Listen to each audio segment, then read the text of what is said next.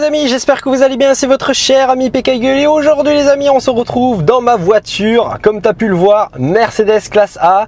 Rapidement, alors c'est une Mercedes niveau de finition sensation, donc là on se retrouve avec les jantes 17,5 branches alu, les sièges type Sport que j'adore, que j'ai eu un coup de cœur sur ces sièges, même s'il n'y a pas d'appui-tête réglable, franchement c'est plutôt sympa. Bon, je vais libérer l'accès, hop, et on va discuter en chemin tranquillement. Donc voilà les amis, on se retrouve dans ma Mercedes, niveau de finition, sensation, 122 chevaux, essence. Alors moi je suis pas du tout diesel, bon après ça va être le débat, mais voilà, je fais à peu près 60 km par jour, donc une essence ça me suffit largement, parce que dans l'année je ne dépasse pas du tout. Dans l'année, je ne dépasse pas les 15 000, 16 000 km. Donc ça va, hein, je prends une essence, j'aime beaucoup. Alors sur cette voiture, voilà, j'ai eu un coup de cœur. Franchement, lors de mon embauche dans mon entreprise, je me suis direct lancé sur cette voiture. C'est une voiture super agréable à conduire. En termes de sonorité, voilà, c'est beaucoup plus doux par rapport à... Oula, lui il roule dangereusement là en face. Donc...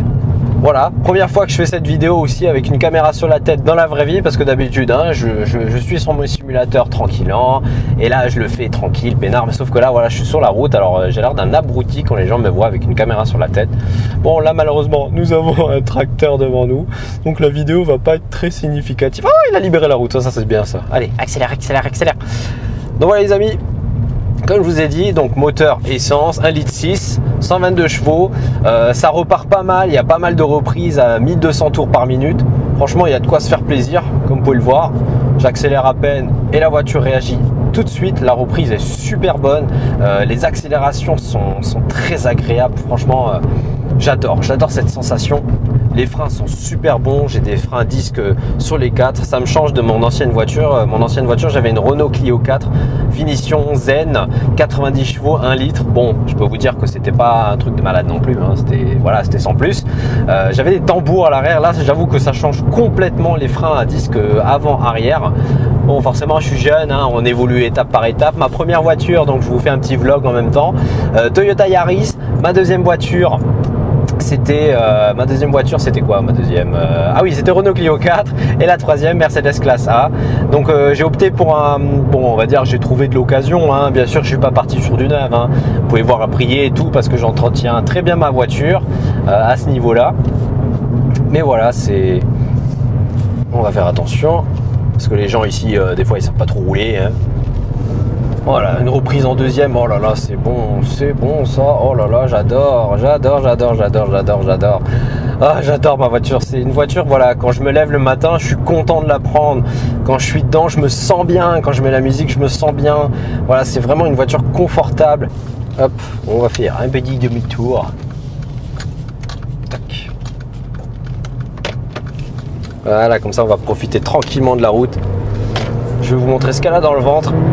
Oh là là, en termes d'accélération, deuxième, troisième, c'est le meilleur. Franchement, il n'y a rien à dire. Oh là là, c'est kiffant. Voilà, la voiture est vraiment faite pour ces routes-là. Franchement, ça fait plaisir. Sur l'autoroute, elle est très calme, très douce. Elle ne consomme pas énormément. En termes de consommation, je peux vous en parler rapidement. Donc, j'ai un réservoir de 50 litres. Voilà, par rapport à mon ancien réservoir de la Clio 4, j'avais 45 litres. Donc, 5 litres de différence entre une compacte et une citadine. Je crois que j'ai 55, je sais plus trop, entre 50 et 55.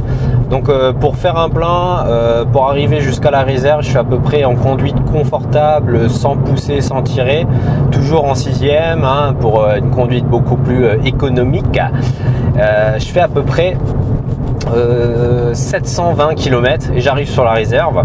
Mais lorsque j'ai une conduite sport, j'arrive à peu près à 650 et j'arrive sur la réserve.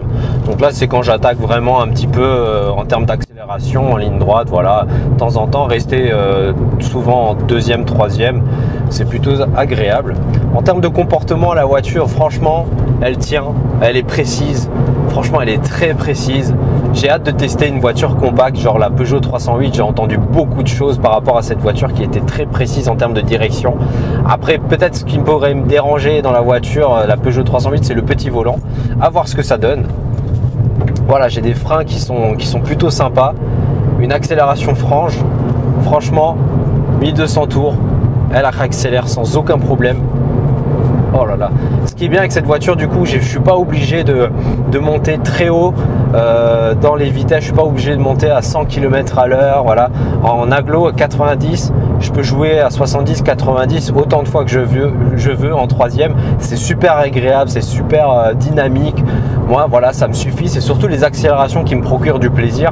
Pas forcément de prendre les virages à 90 km à l'heure. Je vois ça inutile et hyper dangereux. Mais voilà, c'est une voiture que j'adore à ce niveau-là. Dites-moi si la vidéo vous plaît, dans le sens où voilà ma façon de filmer en mode POV, voilà, hein, mode première personne, beaucoup plus immersif. Donc là vous voyez la deuxième, oh là là, le bruit des échappements, j'ai 2 sorties de pot. Franchement c'est super agréable.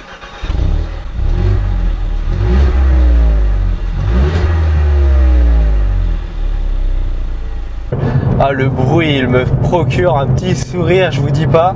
Franchement, c'est super bon. Là, je reste en troisième, j'accélère. Voilà, je le laisse rouler. Et de temps en temps, vous laissez retomber la voiture et vous réaccélérez, tu vois. Ah, c'est bon, ça fait plaisir, franchement. Moi, ça me suffit en termes de sensations. Si j'ai envie d'avoir plus, forcément, je vais sur circuit. Mais là, voilà, je suis jamais encore allé sur circuit. Donc, vous verrez sûrement mon baptême un jour ou l'autre. Mais voilà, moi je suis sur simulateur de course parce que voilà, simulateur, pas de consommation d'essence, pas d'usure de pneus, pas d'assurance, tu peux rouler ce que tu veux. Forcément, t'as pas les plaisirs que tu as. Ouh là là, lui il était serré lui. Et il sait pas rouler, il prend toute la route. Voilà, il y a beaucoup de gens, quand les routes sont étroites, du coup ils ont peur et du coup ils se mettent sur la route beaucoup plus large et ils veulent faire les pilotes, hein. Donc forcément, s'ils ne connaissent pas bien leur voiture, il faut qu'ils fassent gaffe à ne pas rouler vite parce que voilà, il faut connaître le gabarit de sa voiture. Toujours. Oh là là, en deuxième, je te dis pas. Oh là là là là là là là, c'est bon ça. Oh. On freine fort avant le virage, hein. Très important. Toujours freiner en ligne droite parce que sinon c'est sous virage et vous partez. Bon, là je parle comme un gamer, je suis pas en train de jouer, hein. Et voilà, c'est des réflexes à force de le dire en jeu, je le dis en vrai. Mais voilà, c'est une voiture très agréable. Franchement, j'ai quoi comme option sur cette voiture? J'ai les sièges chauffants. J'ai pas de régulateur, tiens, mais bon, vous allez me dire, moi je suis pas, voilà, je m'en fous du régulateur parce que j'adore rouler. J'ai pas tout ce qui est système de sécurité, maintien dans la voie, etc., etc. J'ai pas tout ça, moi. Voilà, au niveau comportement, la voiture, voilà, ça me plaît, j'aime bien parce que le volant il est assez dur quand tu tournes, il durcit un petit peu, je le ressens, un effet pas trop assisté et j'aime bien sentir la route. Et vu que c'est une voiture assez basse aussi, j'aime beaucoup. Ça fait allure sportive avec les sièges, oh là là, les surpiqûres, je suis vraiment bien maintenu là-dedans. On a une petite montée. Wouhou, oh là là, ça fait toujours plaisir, franchement. J'adore cette voiture. Voilà, ça me suffit, 122 chevaux.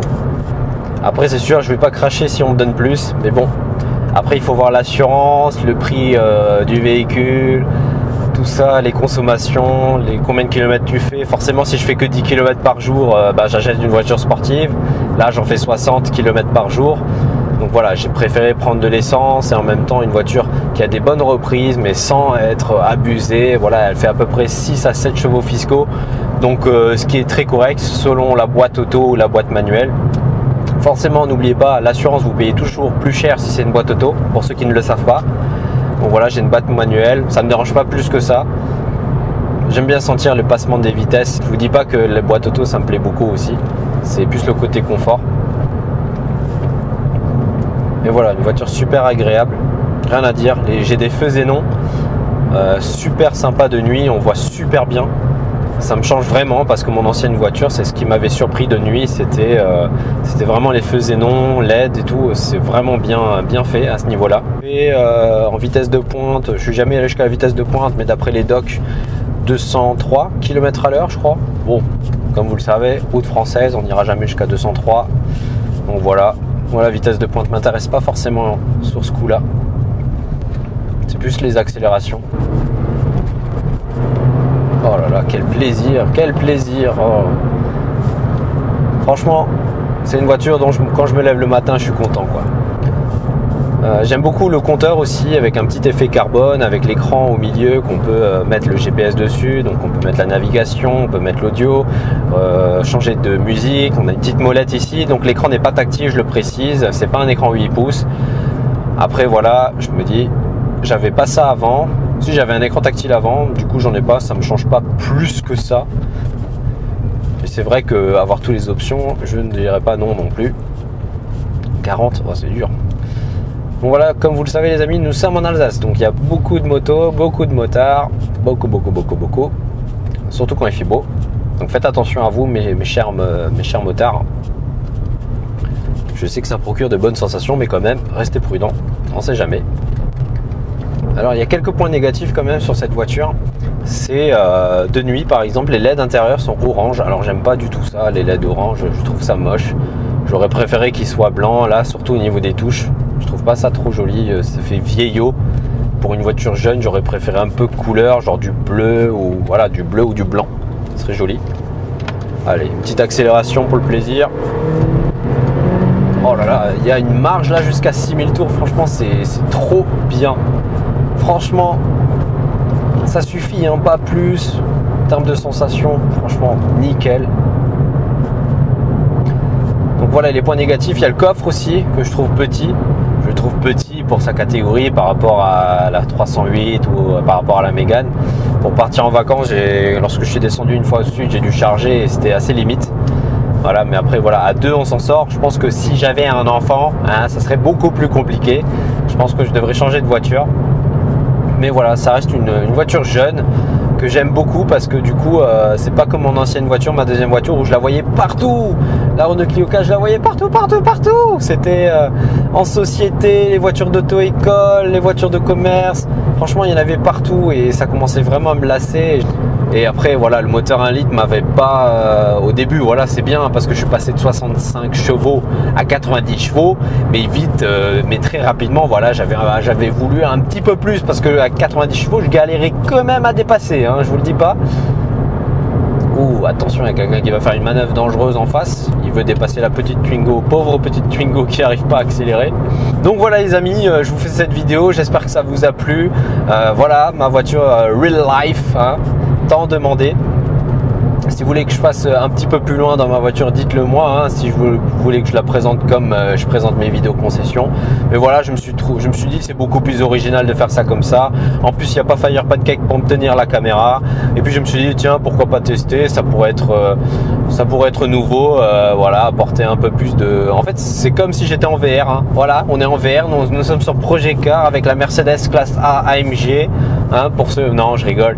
Mais voilà, c'est plus dans cet esprit-là. Je voulais vraiment apporter ce côté immersif comme si c'était vous qui étiez à ma place. Et voilà, j'espère que la vidéo vous a plu les amis. Donc là, on va rouler tranquillement jusqu'à la maison. Soyez présents sur ma chaîne, abonnez-vous. N'hésitez pas à me suivre sur Instagram, je le dis, je le répète encore. N'hésitez surtout pas aussi à lâcher un beau petit pouce bleu pour remercier de mon travail. Ça me ferait énormément plaisir. Et moi, je vous dis donc à la prochaine. C'était votre cher ami PK Eagle. Peace and game.